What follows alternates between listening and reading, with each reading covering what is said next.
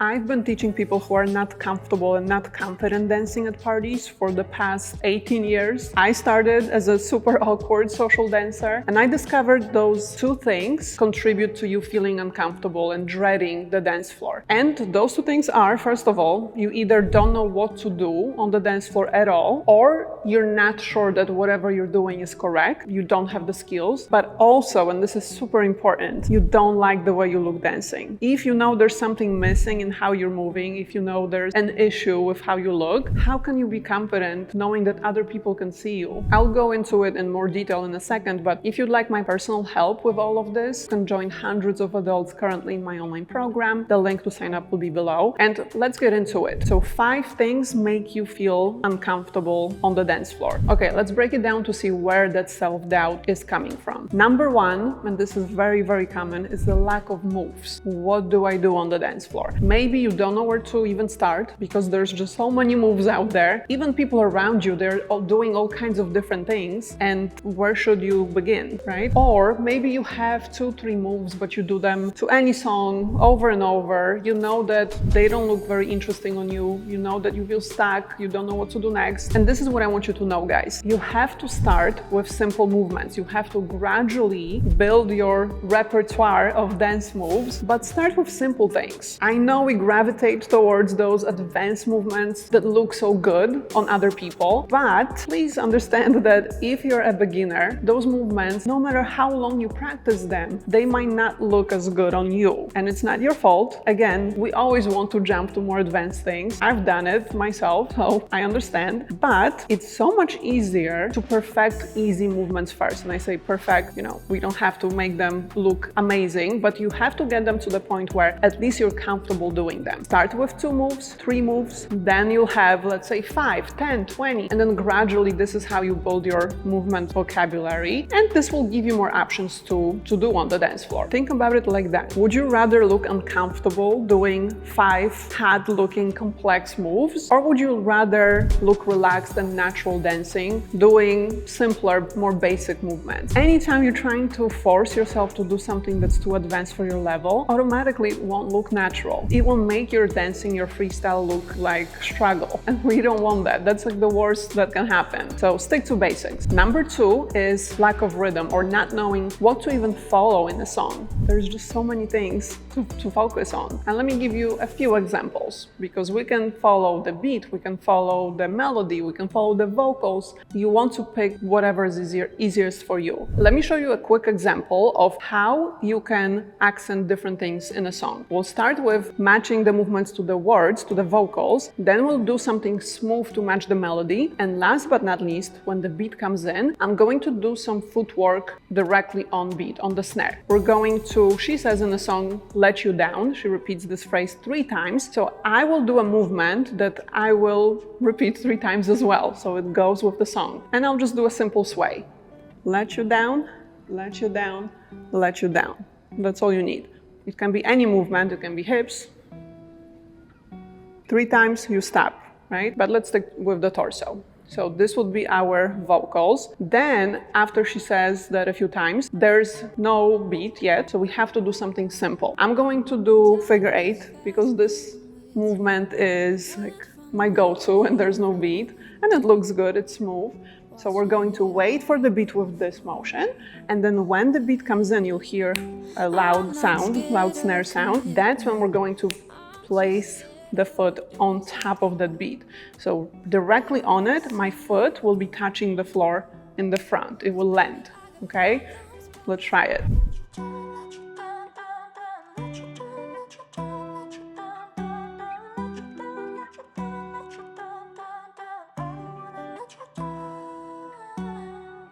Time moves fast when I'm with you.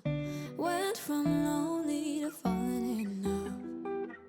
Watching it all unfold, yeah. I'm not scared of commitment. I'm just scared of doing something wrong. I don't wanna see you go.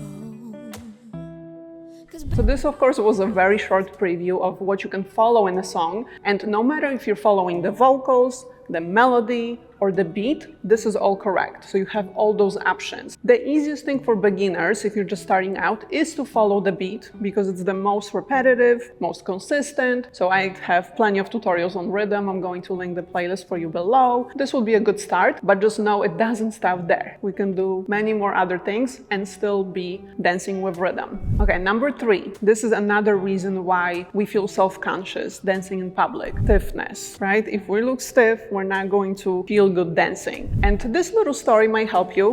When I was about 12 years old, I took some dance classes. I remember it was like a 2-week course during winter break. Again, keep in mind I was 12. Well, my teacher told me that I'm too stiff to be a dancer. Like I'm too stiff. Like basically dancing is not for me. So then I became a professional dancer and nobody ever told me that I'm too stiff or anything like that. So if you're feeling rigid or tense or the movements don't look on you as you want them to look, we can easily change it. Like that's easy. And a lot of people think that you have to be flexible. I hear that a lot. You know, I should look good dancing because I'm flexible. I do yoga all the time. So check this out. Look, I can't go past my knees. So that's one. And then also, how am I going to show it to you so you're not disgusted? That's, I can't. Like, I can't. So that's as far as my legs go. And you see, you don't need really flexibility. We're not jumping in the air and doing splits for just club dancing or party dancing. That helped you, gave you some hope. One more demonstration. Arms, right? We move the arms a lot, so I can't even like touch my hand. So I'm not flexible, but you wouldn't tell when I'm dancing because it still looks relaxed. And what I did to make my movements look decent is number 1 exercise, isolations. Especially, you know, we need to have the upper body that looks relaxed when we're on the dance floor. So the isolations that you want to do if you're feeling stiff or rigid is this: pushing the chest forward, moving the shoulders back, bringing back everything to neutral, and then reverse it. I'll show you from the side. Essentially, front, center, back, center. Right? So pretty much little stretches. This is not going to be like a huge range of motion, but repeat it as many times as possible and you'll see the difference. And then this is the other one. We're going side, stop in the middle, other side. You can use the arms, pretend like you want to touch the wall. Literally all you need. And this loosens up our obliques. We need those for dancing. And this is a good start. Like I will do more videos on like loosening up the body, so this will be helpful. Number 4, what else makes us feel self-conscious on the dance floor is not knowing what to do next, right? Transitions are a problem. And if we look like we're focusing so hard and thinking, okay, I did all my 2 or 3 steps, what's next? What should I do next? So I don't look stuck. This is something that we can work on, definitely. You have to be sure of how to go to the next step without preparing like a whole routine, whole sequence of steps ahead of time. Because if you rehearse it before the party, it won't look natural, right? Nobody's doing it. You have to be able to do it spontaneously. That's what people who are just dancing at parties, just freestyling, this is what they are doing. So how do you come up with those transitions on the spot? How do you actually smoothly go from one movement to the next? Well, just like you practice the dance moves ahead of time, you have to work on transitions as well before the party, before you're on actual dance floor. So how you do that is whenever you practice the movements, for example, from YouTube, don't practice them in just isolation. Don't just do one move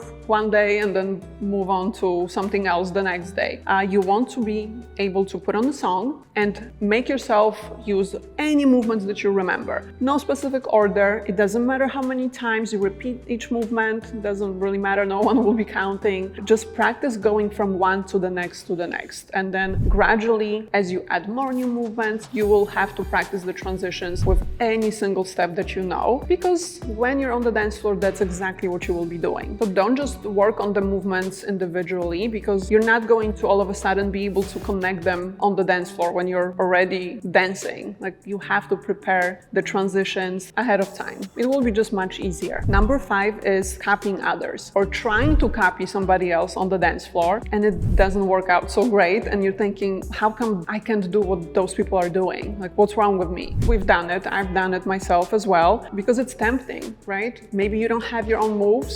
Somebody else is dancing next to you. They look like they're enjoying themselves, and you're like, okay, let me just do what they're doing. But the problem is, the reason they look so natural doing those movements is because they have been doing the same exact steps at every single party they go to. We tend to repeat the movements that feel comfortable for us, right? So they can probably do those moves in their sleep. But if you've never seen the movement before and you're trying to do it for the first time, it's not going to look natural. It's not going to look good. I don't want you to feel bad at the fact that it's hard or you cannot copy another person, because this is not what you're supposed to be doing anyway when you're on the dance floor. It's always so much better if you have your own movements, your own skills, and you can count on yourself. Even if it's just basic, you will look so much more comfortable than trying to follow a person who, is doing something more complex. I promise you guys, if you work on those 5 things, you will change how you dance forever. Like, you will become a confident, comfortable person on the dance floor. Let me know if this video was helpful. I can create more dance tips videos like that. So let me know maybe what you struggle with, what else, like what other topics you want me to cover, and I'll be sure to help you out. I will see you in my next tutorial. Bye guys.